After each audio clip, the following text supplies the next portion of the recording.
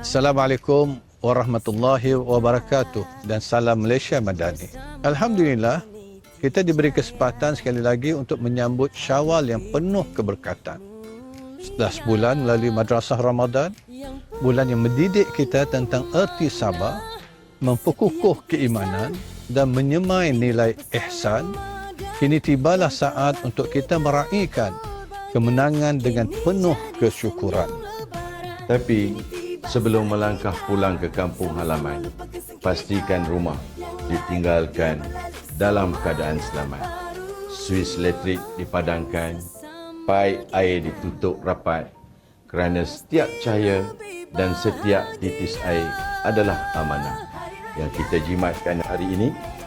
Itulah yang kita wariskan untuk generasi hadapan. Di Petra, kami terus berusaha memastikan nikmat air dan tenaga kekal terpelihara untuk semua. Saya Fadilah Yusof. Saya Abdul Rahman bin Muhammad. Saya Mak Zaidi Muhammad Karli Menyusun 10 jari, memohon ampun dan maaf. Selamat Hari Raya Aidilfitri. Maaf zahir dan batin. Semoga perjalanan diberkati, kepulangan dirahmati.